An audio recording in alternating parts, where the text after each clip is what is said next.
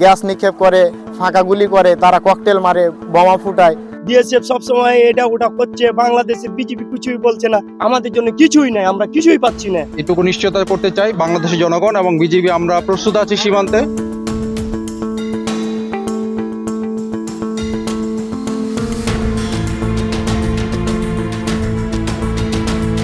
গত কয়েকদিন ধরে আলোচনায় রয়েছে বাংলাদেশ ভারত সীমান্ত উত্তেজনা। আন্তর্জাতিক সীমান্ত আইন লঙ্ঘন করে ভারতের কাঁটাতারের বেড়া দেওয়ার চেষ্টা থেকে শুরু হয় এই ঘটনার সূত্রপাত।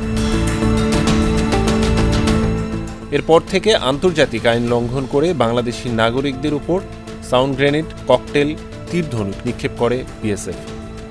চাঁপাইনবাবগঞ্জের শিবগঞ্জ উপজেলার কালীগঞ্জ সীমান্তে বাংলাদেশিদের উপর বিএসএফের হামলার বিভিন্ন চিত্র ভেসে বেড়াচ্ছে সামাজিক যোগাযোগ মাধ্যমে।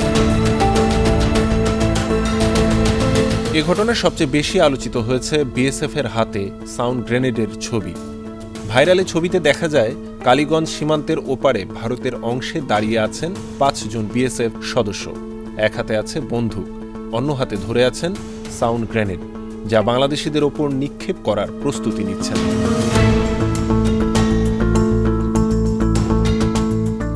স্থানীয়রা বলছেন, গত 18 জানুয়ারি বেলা 11:30টার দিকে বিএসএফ সদস্যরা হঠাৎ করেই কাঁটাতারের বেড়া পার হয়ে 500 থেকে 600 জন ভারতীয়কে নিয়ে বাংলাদেশে ঢোকে এবং আম গাছ, বড়ি গাছ সহ বিভিন্ন ফসলের ক্ষতি করতে থাকেন।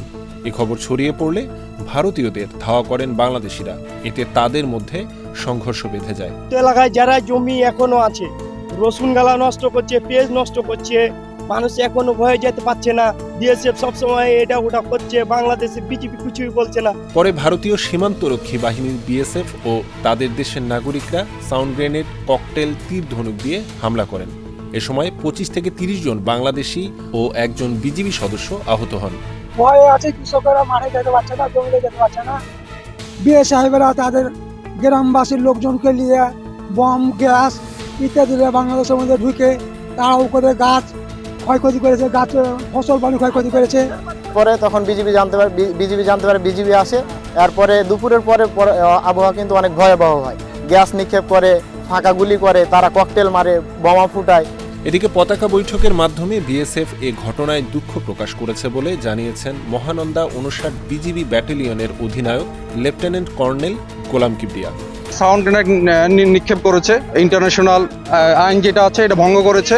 তো এই ব্যাপারে আমি আমার মহাপরিচালককে বিস্তারিত ঘটনা বর্ণনা করেছি এবং আমি আশা করি আমাদের বিজিবির হেডকোয়ার্টার এবং বিএসএফ হেডকোয়ার্টারের উচ্চ পর্যায়ে তারা একটা আলোচনা করবেন। তবে আমি এই এলাকায় এটুকু নিশ্চয়তা করতে চাই বাংলাদেশের জনগণ এবং বিজিবি আমরা প্রস্তুত আছি সীমান্তে। সীমান্তের পরিস্থিতি এখন স্বাভাবিক বলেও জানান তিনি। অনিমেষ শুভ, জাগো নিউজ। Cheer up!